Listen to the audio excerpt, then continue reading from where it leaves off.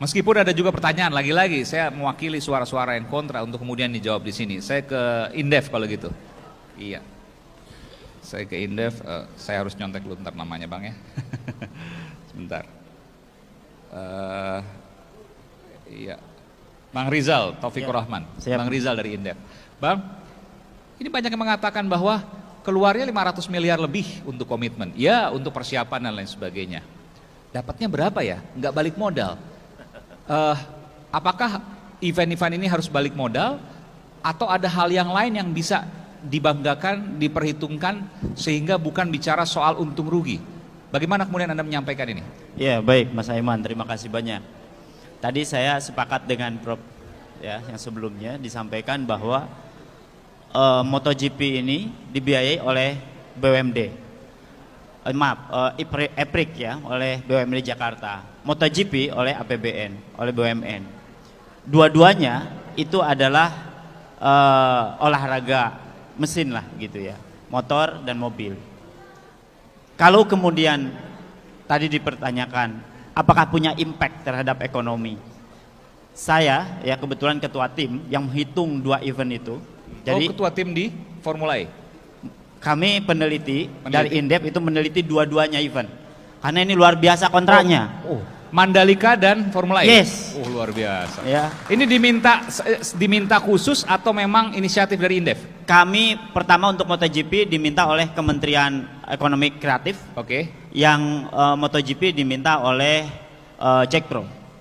Yang Formula E? Yang Formula E. Oke. Jadi dua-duanya kami hitung, metodologinya ini sama. Ini untung ruginya nih ya? Kurang lebih gitu untung ruginya. Oke, ini menarik nih. Saya belum pernah dengar sebelumnya, silakan. Eksklusif nih. Iya. Ya, metode yang kami gunakan dalam ekonomi ada namanya model keseimbangan umum. Ya, bagi orang ekonom ini tahu persis metodologi ini. Kami menggunakan input output regional yang dikeluarkan oleh BPS, kemudian kami update. Karena 2016 kami harus mengikuti di tahun event gitu. Nah, kalau sebenarnya kami punya slide-nya, saya sudah buat slide-nya, cuma karena tektokan harus begini, ya mau tidak mau saya harus tektokan lah. Nanti saya kirim ke Mas Aiman lah detailnya. Siap, terima kasih. Sebenarnya ini sudah kami sampaikan diskusi publik untuk dua-dua event ini. Nah, jadi yang saya ingin sampaikan adalah hasil kajian kami dari Indef, pure kami independen. Meskipun kami disupport budgetnya oleh kedua lembaga ini, kami tetap harus independen based on data. Publik pun bisa melihat kalau dua hal, Mandalika dan Formula E pasti independen lah. Ya, pasti. Karena publik pasti akan melihat dua hal itu adalah dua yang berseberangan begitu. Yes, yes. Meskipun secara fakta mungkin boleh dikatakan iya, banyak perdebatan soal itu. Tapi silakan, apa bedanya antara Formula E dengan Mandalika dari sisi untung rugi? Baik, dua-duanya adalah kegiatan event nasional. Event nasional yang mendunia. Ini harus dirawat, harus dikembangkan, intinya itu dulu. Jangan dikontradiktifkan.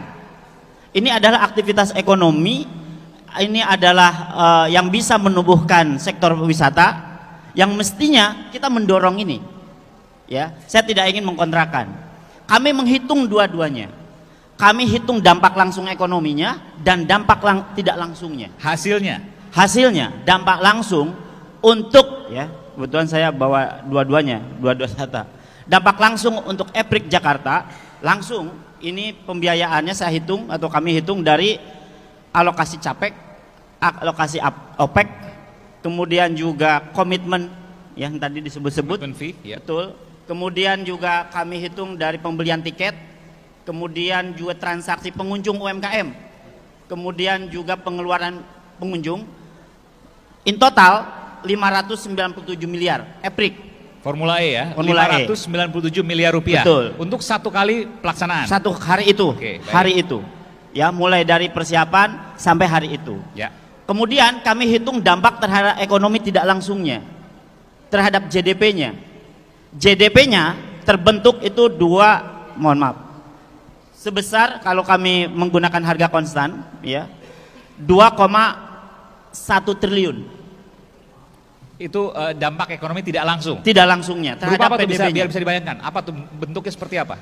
Nah, ini terdistribusi terhadap beberapa faktor. Salah satu aja misalnya yang besar. Pertumbuhan ekonomi. Misalnya 0,1%. Tumbuh. Kemudian juga PDRB per kapita 0,8%. Kemudian inflasi 0,03%. Naik inflasi. karena konsumsi. Oke. Kalau konsumsi pasti inflasi. Ya. Investasi ya 0,32%. Oke, contoh investasi aja deh. Dari Oke. mana kemudian Formula E bisa mendatangkan investasi? Saya kira begini, kami menganggap bahwa dana yang digelontorkan untuk Formula E itu adalah investasi, Oke. investment. Artinya ada tambahan investasi untuk DKI Jakarta sebesar apa? Ya sebesar pengeluaran untuk membangun infrastruktur itu. Itu investasi. Dan hasilnya ya positif ya, mendorong, kalau bicara investasi pasti mendongkrak pertumbuhan ekonomi. Oke. Dan kalau kami hitung in total antara dampak ekonomi langsung dan dampak ekonomi tidak langsung untuk Formula E itu 2,6 triliun Oke. terbentuk. Jadi 2,1 tidak langsung, 500 miliarnya langsung begitu ya? Yes. Yang langsung apa tuh komponennya misalnya? Yang langsung tadi alokasi capek, ya capek, Iya, kemudian capital OPEX, operational expenditure, kemudian commitment fee di 1 tahun pertama, karena kan ada uang yang digelontorkan oleh panitianya. Itu kan kos semua dibayar. Iya kan langsung Oke. langsung berpengaruh terhadap ekonomi saat itu.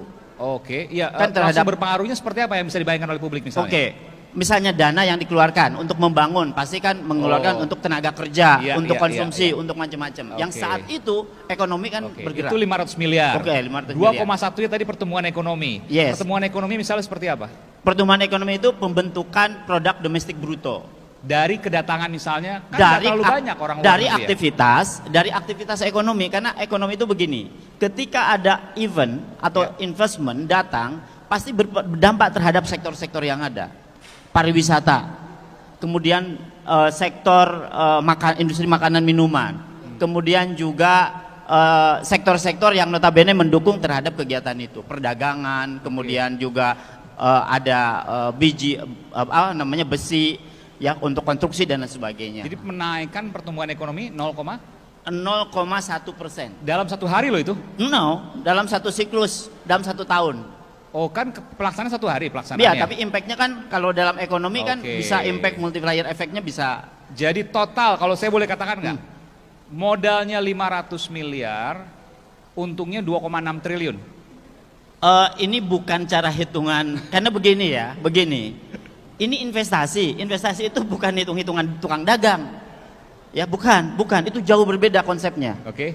Jadi kalau Mas Aiman dikasih modal oleh saya Nah. 5 miliar, Iya, misalnya Mas Aiman, tolong bisnis ini harus sukses, Iya. harus berhasil. Ini berbeda dengan konsep ekonomi.